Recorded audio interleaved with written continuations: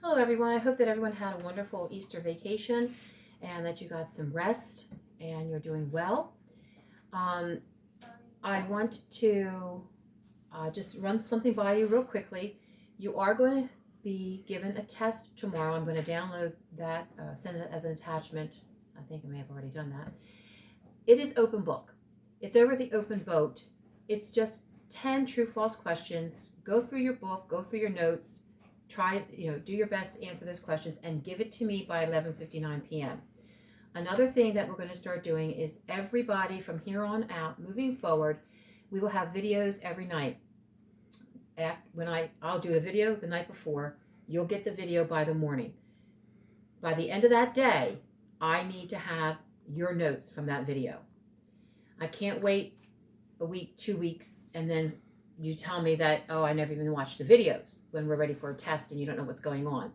So we are going to be doing it day by day. You will have until 11:59 p.m. of that day. So this video that we're doing now, that you're watching right now, will be turned into me by 11:59 on Monday evening, the 20th. Okay? Then tomorrow, you'll turn it on Tuesday, and so on and so forth.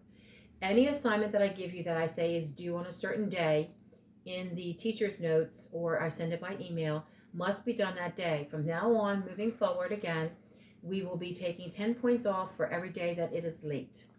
Okay? So, again, we're going to start a new section now. We're going to be talking about a woman still dealing with naturalism and realism, but we're going to be talking about Willa Cather. Willa Cather was a very strange breed of person. She was not very well liked in her time, but yet she was loved by others in her time as well. We don't really know a lot about her personally because of her, well, we'll get to know her as we go along. She received a Pulitzer Prize for One of Ours in 1922, which is a novel based on World War I. Some critics feel that she should have been awarded actually the Nobel Prize for that work. When Sinclair Lewis received his Pulitzer Prize in 1930, he said that it should have gone to Willa Cather. So a lot of people felt that she was not honored as much as she should have been. Because she was also a perfectionist, Cather did not want her works altered for motion pictures or the theater. And her will actually contains a stipulation against theatrical or cinematic treatment of her fiction. Later on, I'll just jump ahead real quickly. When her relatives and the lawyer and everybody else passed away in 2000, I forget the date, which I'll give you a little bit later, they did do something with her 561 other pieces of work. So they didn't honor her will. Those that were alive and were forced to honor her will did, but once they were all dead and died off, it wasn't anymore. Top secret.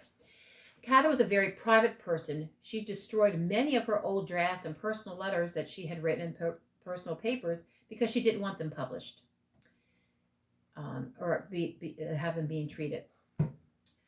Even though her will restricted the ability of scholars to quote from her personal papers that remain, it was in April of 2013 that the selected letters of Willa Cather, a collection of 566 letters she wrote to friends, family, and literary acquaintances, such as Thornton Wilder, F. Scott Fitzgerald.